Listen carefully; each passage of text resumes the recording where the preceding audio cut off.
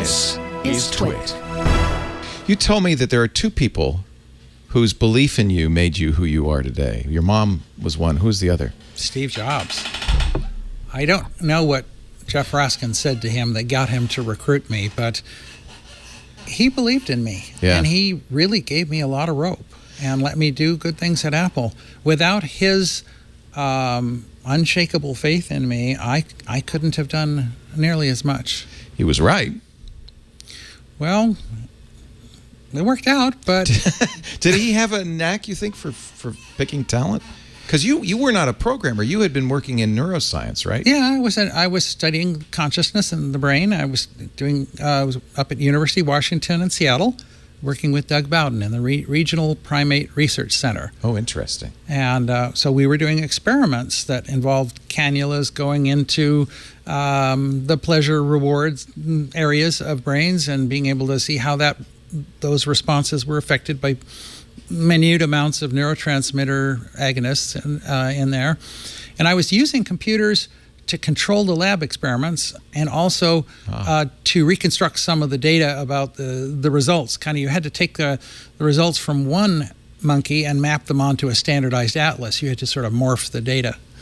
And I was working away on that, and I got a call from Jeff Raskin that I knew from my undergraduate down at UC San Diego. He was a computer scientist? No, he was a visual art. He was in the visual art department. Isn't that interesting? And in fact, his attitude toward computers is what put me in good stead when I came to do user interface design. He didn't respect computers. Yeah. Here's an example. The computer center had this Burroughs 5500 big behemoth computer, and everybody had to type cards with a key punch and submit these decks of 80-column cards with rubber bands around them, submit them, and then we come back the next day and find there's one damn semicolon and you have to do it all over again. And Jeff took his budget that he was supposed to spend on computer time and bought a mini computer and some bean bags and some video display terminals and set up BASIC such that you could interactively type in a little program and try it, which is a much better environment for learning programming than submitting a deck. I mean, you could write a little program and try it now. Right.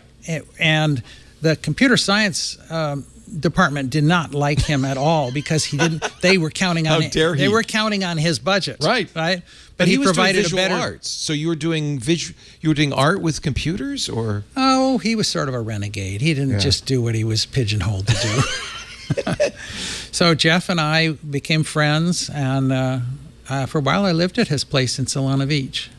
So later, when I got this, come check out this cool company that's starting up in Apple, in Silicon Valley, I said no. I need to finish my PhD. You were in the middle of doing your doctoral If you don't work. finish your PhD, it's kind of like a driver's license. You don't get to drive a car if you don't have a driver's license. You want to do research, you have to have that enabling credential. Right. And he didn't take no for an answer. He sent me a round-trip airfare with a little note saying, no strings attached, just visit for a weekend. And my dad lived in Los Gatos, not too far from Apple, so I figured, okay, I'll come down for a weekend. Apple's pretty small at this time, about 30 employees. Yeah. And Steve Jobs, I don't know what Jeff said to him, but Steve dedicated one entire day to recruiting me. He took me around to everybody that worked at Apple. There were 30 people. They seemed like they were having fun. They were working on interesting things. And their heart was in the right place. They wanted to do something good in the world. But that wasn't enough. I had to finish. Consciousness is pretty amazing frontier, and I wanted to work on that. But toward the end of the day, Steve took me aside, and he said, when you read about some hot new technology, that really was created 2 years prior. There's a lag between the time when something's created and the time when it's available to the public. And if you want to affect the world, you have to get ahead of that lag. And come to Apple, where we're inventing the future. You can help to invent the future and affect millions of people's lives. And then, just as I was leaving, he gave me this visual. He said, think how fun it is to surf on the front edge of a wave, and how not fun to dog paddle on the tail end of the same wave. And I kind of stuck in my craw, and He was a good salesman, man. I tell you. 2 weeks later, I had quit my neuroscience program. Wow. Never finished my degree. Wow. I had moved from up in Seattle down to Silicon Valley, which when I left was Santa Clara Valley. Right. It was prune trees everywhere. Right. Yeah. And I was working at Apple 2 weeks after his... That's a brave thing. How did you justify that in your head? Well... I mean, you've thrown away years of work. Yeah, my dad was really upset because he had co-sponsored 10 years of college education that was getting thrown away. He was livid, but... Did you say, well, I could go back to this next year, or? No. No. I just said I have to do it, you know. Wow. I know it's the right thing to do.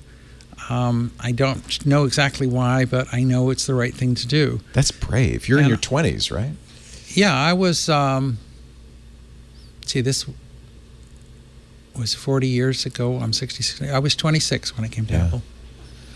That's a brave thing. There must have been really something there that captured your imagination. Well, Steve was a pretty good salesman. and it worked out. Because once I was there, Steve and I became good friends. We did a lot of things together. We'd go to long walks at Castle Rock State Park, and we'd have lots of wide-ranging discussions about not just computers and stuff, but about life. And he was kind of a deep philosopher, right? I mean, he'd been to India. He was really aware of the different levels of consciousness and things like that. Oh, yes? Yeah, he was. So you got along on that level as well? Yeah.